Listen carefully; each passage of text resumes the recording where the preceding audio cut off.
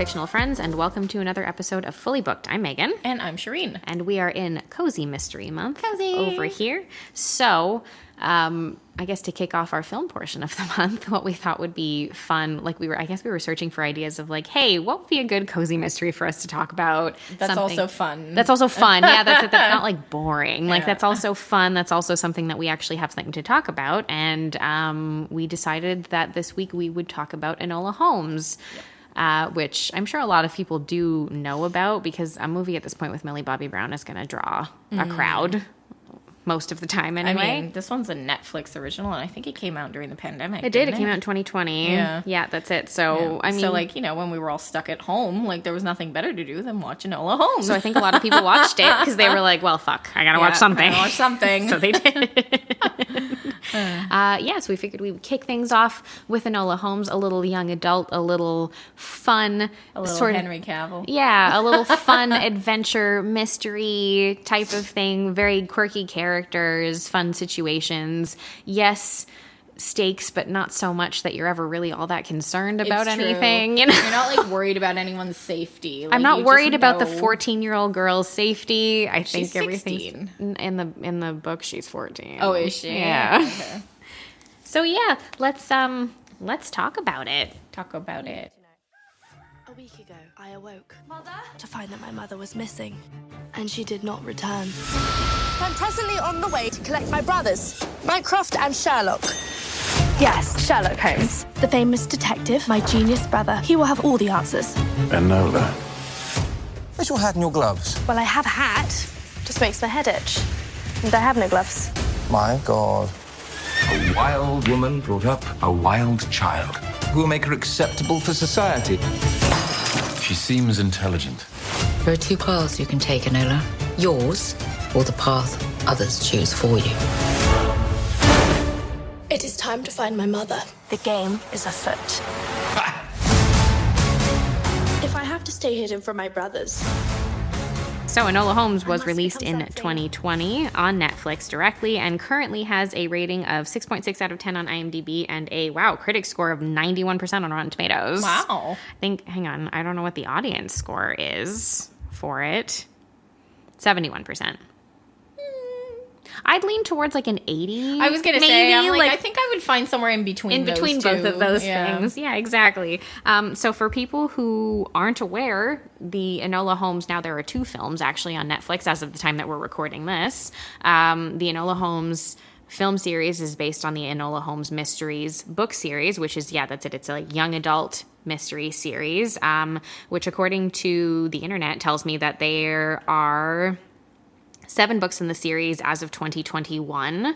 Oh, they're still making them. And they began publication in 2006. Oh, okay, so they're not that old. No, not really. Yeah. And this first book in the series, or this first movie, I should say, the first Enola Holmes film is actually based on the first book in the Enola Holmes mystery series called The Case of the Missing Marquis. So that makes sense because that ties into, obviously, the mystery that we see throughout the course of the film. Yeah. And they're written by an author called Nancy Springer. I think they're pretty popular in the young adult sort of, I like Nancy Drew and I want something else kind of sphere. Newer. Yeah, exactly, which is kind of fun, actually. So the basic plot of the film and the basic plot of the series itself follows Enola Holmes, who, obviously, if you recognize the last name, is a fictionalized version of Sherlock Holmes' young sister, basically. And Mycroft. And Mycroft, yes, obviously. We love Mycroft in this movie. Mycroft in this movie. I can only say that very rarely. So very rarely. He's normally the most tedious character. But he's great in this movie, so it's fun. Starring Millie Bobby Brown as the titular character, Henry Cavill as Sherlock Holmes, and I think it's Sam Claflin or Claflin as Mycroft Holmes. If anybody's watched Daisy Jones and the Six this year, you'll know Sam Claflin as Billy Dunn in Daisy Jones, where he always also does a really great job. I think he was in the Hunger Games too. He was Fennec. Yeah, okay, that's it, exactly. I have trouble remembering. He was also in Me Before You. Oh, yeah. Oh, my God, thank you. Amelia Clark. Yes. Oh, my God, I completely Very forgot about sad it. movie. Also, side note, I have tried to find on a streaming service recently, and it's just not there. Oh, God, it's not everybody's decided it's too sad. It's too sad to rewatch? Yeah, probably. Also based on a book. for anybody who Also, wasn't I aware of have that. read that one, and it's Me too. very accurate. And sadder, as far It as I'm is concerned. There's a lot more sadder. dark stuff in the book Yeah. than there is in that film. So. It's true. Yeah. So anyway, so basically it follows Enola herself is the main character, narrator, etc. of this series, and her brothers are quite a bit older than her, like a good 15 plus years older than her. Since she was like a very young Very young child, that's it. And she's grown up in the countryside with her mother Eudoria, who is played by Helena Bonham Carter. Yeah. Yay, we love Helena Bonham do. Carter. And you know what? I think that anytime you need a fun, quirky mom, bit of coziness. yeah, and if you need a bit of quirk, like a mom, but not like a regular mom, like a cool mom, you're probably gonna get someone like Helena Bonham Carter to play the character. Not Bellatrix Lestrange though. No. I just mean in general. Yeah.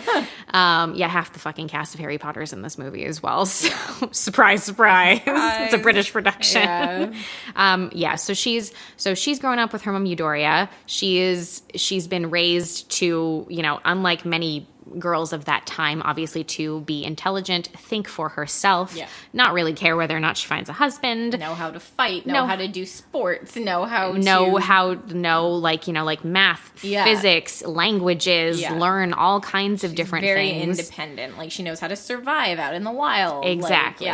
So she wakes up on the morning of her 16th birthday to discover that Eudoria has seemingly disappeared overnight. She has left, it seems, of her own volition anyway, and she's only left behind gifts for her birthday. And obviously Enola feels very sort of hurt and confused by this because her and her mother are extremely close, and she's her whole world. So she tries to figure it out herself a bit at first, but she can't. And so she reaches out to Mycroft and Sherlock, who are her older brothers, to ask them maybe for some help in this matter.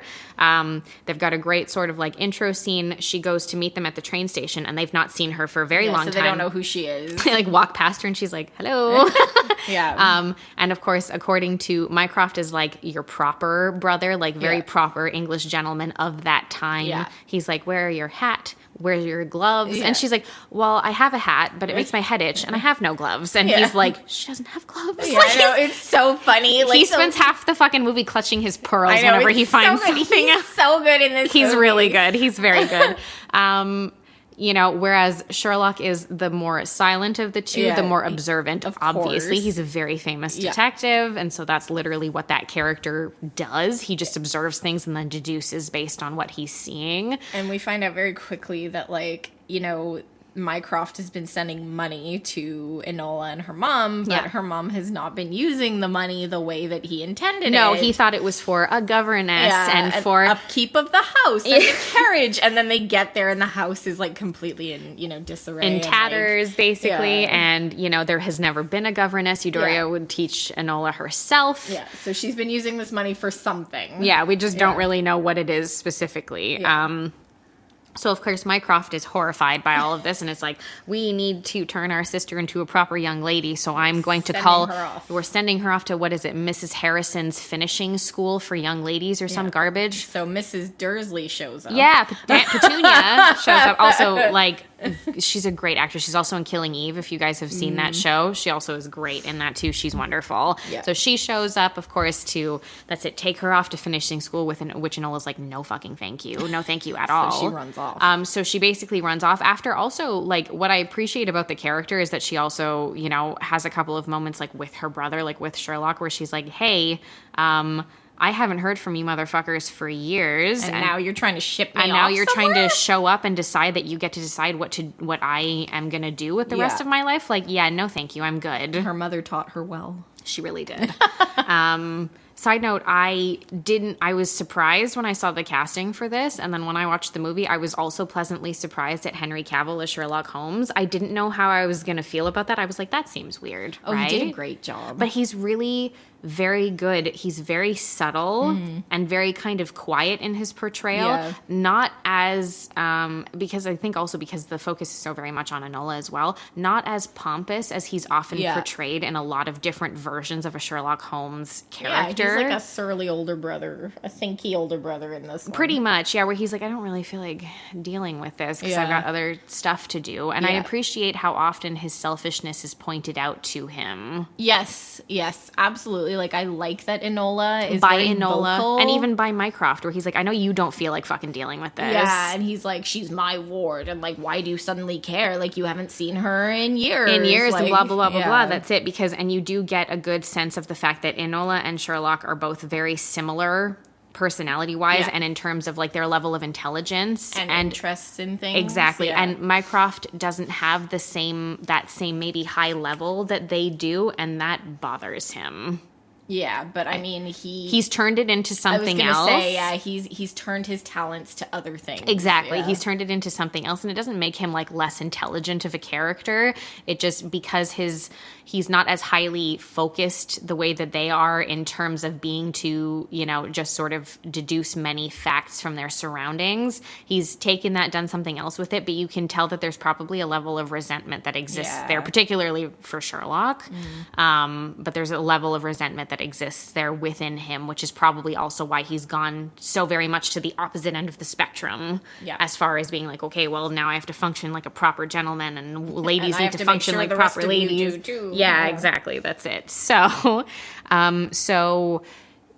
Enola's able to find her mom is really big into ciphers. Yeah. And so she's left like some clues around the house. So Enola's able to find secret messages and some money that her mom's left behind for her as well. And she uses that to escape. She dresses as a boy and she uses it to escape and get onto the train to leave to go to London to find her mom. Yeah. When she's on the train, there's a suitcase above her in the compartment that starts moving. Funny. And she's like, what the fuck? And there's like a scene prior to that when she's getting on the train where there's like quite like a wealthy looking family who are walking around saying they're looking for one of the women's sons. Yeah. And they're like, you can't just, like, the train can't just take off. What if he's on the train? No, we've looked for him. Yeah, we don't know where he is. Haven't looked hard enough. That's it. Like, so Enola's like, she clocks this, and you can tell she's like, what the hell was that about? But she doesn't know, obviously. And also she's trying to escape herself. Exactly. So she's like, whatever. So she's, on the train when mysteriously a suitcase above her starts moving, and then someone starts cutting their way out of it and then falls out of it. And it's a guy, like a young man about her age, basically. The Viscount. Yes, and the Viscount Tewkesbury, what is it, Marquis of Basil? Yeah. It's so cute. Such a stuffy name. He's a munchkin. He is. He's so cute. He's so stinking cute, that and kid. He definitely looks like way younger than Enola, like that Millie Bobby Brown does. I think that's like a thing. Boys have this tendency to shoot up at a particular age. Yeah, they look take like baby, and all of a sudden it's like whoosh. Whoosh. Yeah. There you go. All of a sudden they look much older than they did like a year prior. Yeah. Girls don't really do that as much. No, we tend to mature at like a more steady rate, so that's probably why. Anyway, so he pops up and he's like, "Hey, I'm just trying to hide from my family and stuff." And she's like, "You're an idiot." Well, she calls him a nincompoop, which is like, wow, how British could you get with that? I know, it's great. And she does a lot of this, like, talking to the audience. Oh, yeah, she breaks the fourth wall a lot. That's like a thing that she does because she's narrating. Not in an annoying way. I don't hate it. No, I don't. Because I don't think that she does it so often that I'm like, Jesus fucking Christ. And also because it's like a young adult kind of thing too. It gets into like the kind of fun quirkiness of the story itself, and I'm okay with it. Mm-hmm. So she's like, "You're an idiot," but she's like, "Hey, there's a guy though on the train who's like doing rounds, and he's looking for you." With the bowler hat. Yes, exactly. He does find them, and of course, like, she gets drawn into this because Tewkesbury's like, "Oh my God, please help me," and she's like, "No," and then he's like, "Please help me," and she's like, "Oh God, fine." So there's a big chase scene on the train where like this guy's like trying to kill him. It's not. Yeah, like, it really makes you be like, hang on, like, are you being hired by the family, or are you being hired by someone else to get rid of this guy? That's it. Because you're like, whoa, what the fuck? Yeah. So, so anyway, in order to escape, they wind up jumping off the train to get away from him.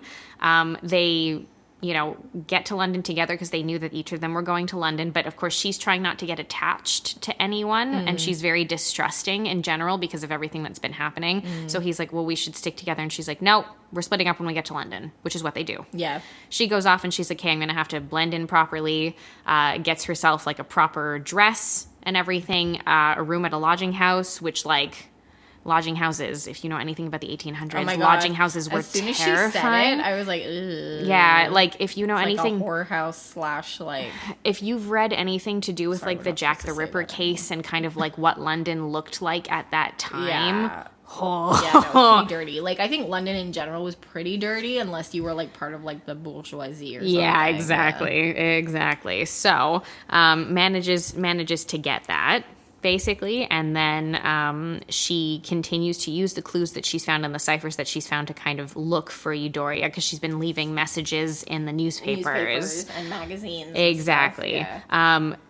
In following all of these clues, she actually finds a big safe house that has like explosives in it and pamphlets and stuff. And she's like, what the fuck is going on? She turns out that allude to this, like, leading up to it. Exactly. Yeah. And you do find out that Eudoria is kind of part of like a women's suffragette movement. Basically, yeah. that's pretty much what she's doing, is fighting for women's rights is basically what it is. Eudoria. Yeah, love that. Man with the bowler hat finds her and like kicks her ass. Yeah. Like I was like, that's probably the one scene in the film where you're like, oh my God, this guy's gonna kill her. I know, and you're like, she's 16. She's like a child. Leave her alone. Alone. Yeah, exactly. Because he's trying to find Tewkesbury, and she's the one that he's managed to track of the two of them. She is able to light some of the explosives and actually like get away a little bit. And she's realizing at this point that she's been drawn into this no matter what. So she's like, fine, I will go find him again, and I will help him figure out why someone wants to kill him right now. And as this is going on, she's also discovering when she does... she visits their, like, the Tewkesbury estate and speaks to his grandmother and everything. And then while she's there, also bumps into Inspector Lestrade, who's another big Sherlock Holmes character. He's a member of Scotland Yard who's always involved. I find Lestrade might be the one who's portrayed the most differently in every iteration I see. Sometimes he's a full villain. Sometimes he's a bumbling idiot. They don't always use that name, though, for him either, No, do they? I don't know. I don't know. I feel like sometimes they give him a different name. Maybe. Sometimes he's a friend of Sherlock's and he trusts him very much. Like, it really seems to depend on what iteration the authors decided that they want for this particular version of Sherlock Holmes. In this one, I find a little bit bumbling, also trusting of Sherlock. So he's like a little bit of both. Yeah. And he's, like, generally a good guy. Exactly. So she finds, Enola finds Tewkesbury in a flower market because we discovered earlier on that he's very into plants, herbs, fungi, like whatever, all that kind of stuff. And he studied it a lot, so he has like a really good passing knowledge of it. She finds him, warns him of like, she's like, hey, guess what? That heavy that was looking for you literally tried to kill me not long ago. By the way. Yeah. They try to get away together. They go back to her lodging house, but of course, because money buys anything around here, Lestrade and the other one show up to arrest her. Technically it's to arrest Tewkesbury because he's the person who's missing, his photos and all the papers. Sherlock's been asked to take the case at this point, and he's also following little breadcrumbs that he's finding out about this slowly but surely to try and figure this out. And slowly but surely, as this is happening and he's realizing what his sister's accomplishing, you can tell that he is more and more impressed with everything that she's been able to do. Yeah. And he's like, maybe she should be independent. Like, where he's kind of like, huh, okay. They basically, she makes him leave. She's like, when they're breaking in, she's like, no, you need to go. They're like, someone's going to kill you. Like, you need to get out of here. So she's basically detained and she's sent to that stupid finishing school that she hates and stuck there for, I guess, a number of weeks, probably like a good few weeks, chances are, until Tewkesbury smuggles his way in and then is like, we're getting out of here. We gotta. I love him. He's great. He's such a little cutie pie. I know, like so pinch his cute. cheeks. He's adorable. Yeah, I know. And like every time throughout the movie when she mentions him, she's got like a slight grin where on she's her like, face. he's a nincompoop, but she's smiling I about know, it a little bit, and you're like, this is cute. That's fucking cute. There's something about like when you're like, you know, like we're in our 30s, right? When you're watching old. like younger people like have like a first love kind of moment where it's like really sweet like this, you're like, oh, my heart. Because So you remember cute. being young and you remember feelings like that when you were younger. It's really sweet. So they managed to get out together. And basically what they've deduced is that what they're thinking is happening is that they're like, well, it must be so Tewkesbury, because he's the Marquis and he's like the Viscount technically, he is meant to be, his father's passed away like a while ago, and he is meant to be taking his father's seat in the House of Lords. And there's a really important vote coming up regarding like voting reform. Yeah. Basically, that would allow more people the right to vote. Right. And Tewkesbury's a more progressive character, and he believes that everyone should have the right to vote. And so he would be one of the sort of more important deciding factors in what's happening. In favor of the reform. In favor of the reform. So what they believe is going on is that his uncle is going to be taking his seat, would be taking his seat in the House of Lords if he dies. So they think that someone's trying to kill him so that, or that his uncle specifically is trying to kill him so that they can do exactly that, so that someone can take his seat who will be against the reform and then in turn vote against it, and everything will stay the way that it is, because God knows that we love some status quo around here. Don't we still? Yes, it feels very true to life. Yeah, but I mean, you know, kind of looking at this story, it is very cozy. Like, you know, we kind of said like, oh, it's not very high stakes. I guess it kind of is. It is. There are definitely legitimate moments of danger for these children. They're kids. They're babies. They're kids at the end of the day, which is what makes it a little bit like lower stakes almost. Yeah, that's it. Because you kind of know in the back of your head, you're like, they're not gonna die. Like they're not gonna get killed. It's not that kind of movie. It's not that kind of movie where the teenagers are gonna die. That's like not a thing that they're gonna do. It's true. So they've discovered that like they believe that this is what's going on. So they head back to the Tewkesbury estate, but it's like deserted, and they're like, what the hell is going on? They're looking for the uncle so that they can confront him and get him to confess to this, but instead fucking Bowler Hat shows up again, of course, Jesus, and tries to like shoot them, like gun them down. Yeah, again, in the foyer, children. The parlor, that big weird, looks like a chessboard.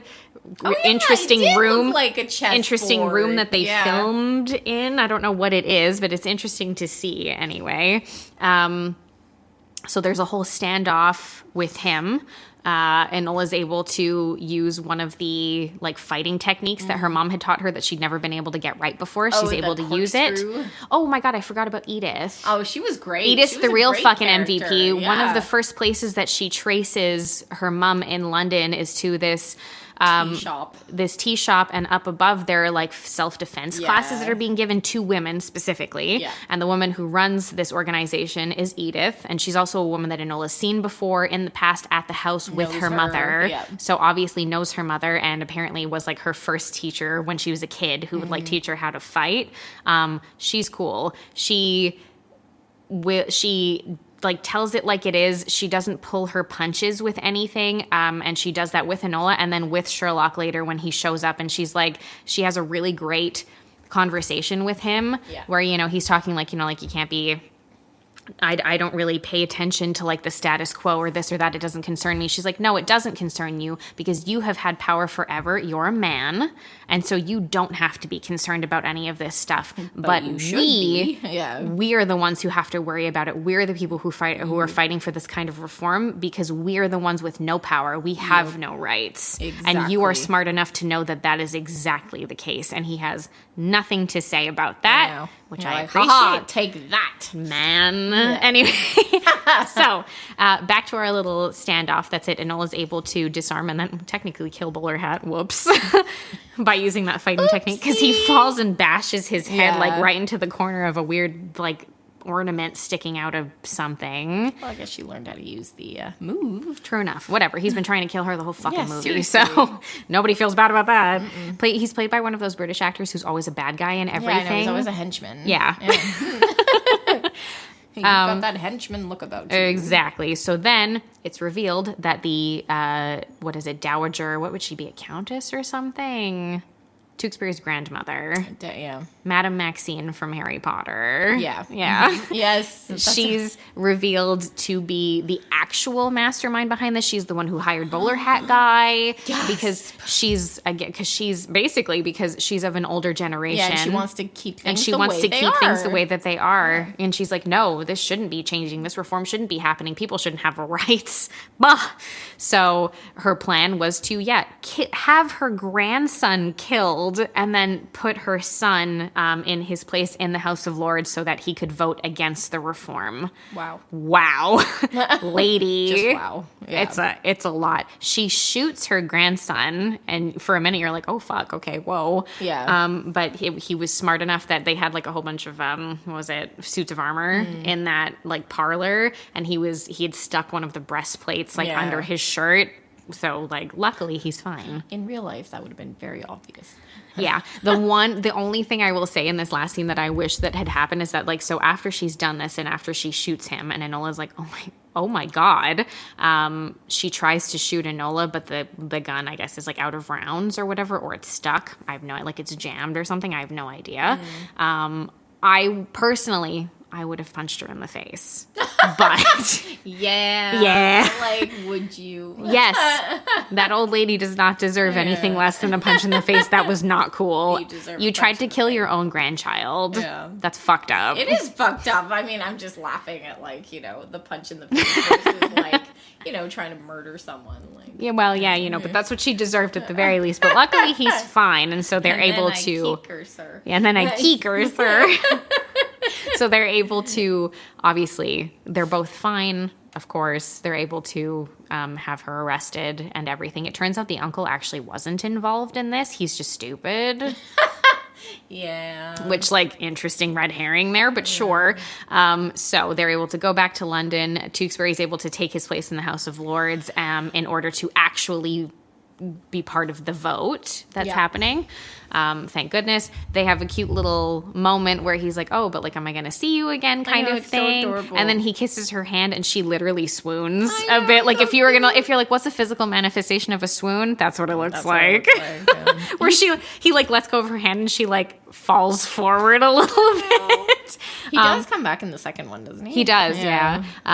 Yeah, that's it. So they have like a sweet little moment that way, but she's like, no, I want to be independent. I'm going to start my own detective agency and I'm going to do this. She finds another cipher in the paper, which is supposedly from her mom, quote unquote, but she's smart enough to read between the lines and be like, well, my mom would never write me something like this, so it's definitely Sherlock, which is true. He's in the square that he asked to meet her in with Mycroft, and they're waiting for her. She does go there, but she's disguised and they don't see her. And Sherlock's like, no, he's like, look, if she does show up, I'd like her to be my ward. I will take care of her, because he's finally taking a little bit of responsibility for anything for once. Even from the beginning, you're like, why is she not Sherlock's ward? Like, they have the same interests. Because he's not the oldest brother, probably, would be my assumption. Obviously. I think it would just automautely be Mycroft because he's the oldest. Just likes having control over things. He sure does. He sure does. So they do leave and he's like, no, okay, it's fine. I'm sure she's around here somewhere, but it's okay. I'm sure she'll be perfectly fine on her own. So she is able to, that's it, like not have to deal with anything like that. She does leave and she decides she's going to be independent and she is able to, see her mom, one last time, at least for the time being. Her mom pops up in the sequel as well, but she is able to see her mom one last time because her mom goes to the place where she's found housing. And they're able to talk, and her mom's like, look, I can't. I knew that you would be okay because of how much I've taught you, and I know what you're like. It was time. Yeah, it was time. I have to do this, but I think that you are going to be perfectly fine on your own. Yeah. And so it wraps up in like a cute little ending where you're like, oh, let's just see, like, that's it, what she's able to do. After this. But yeah, it's just like a sweet film. It's fun. There's enough adventure and action to keep you interested the whole way through. And you get enough time with the characters to be like enamored with them. To actually like them, like to form an opinion about them and not just be like, fuck, I don't know. They were there for 10 seconds, weren't they? Did tons of action instead. Yeah, that's it. That was a good balance. It was a good balance between things, which is probably, and I think it was like pretty well regarded when it came out, which is probably what led to a sequel as well, which is also fun. I liked the sequel too. I need to watch it. I haven't seen it. It's a fun one. We should watch it right now. Oh, okay. We should just go watch it. All right, let's go do that. But have you guys seen Enola Holmes? Have you read like the series of books? Because I'd be curious to know like sort of how accurate it is, book versus film. I get the feeling that the first film is much more accurate to the books. I don't know that the second film is based on any of the novels in the series, or if they just took it and like made it its own thing. Well, sometimes they do a thing where they take like multiple books and they make like one movie. Exactly. So maybe it was Yeah. something like that too. Yeah. I'm not sure. Anyway, you guys can let us know about that over on Instagram and Threads at fullybookedca, and you can also check out our Facebook group at facebook.com/groups/bookwaswaybetter. But until next week, guys, keep on reading. Thanks, everyone.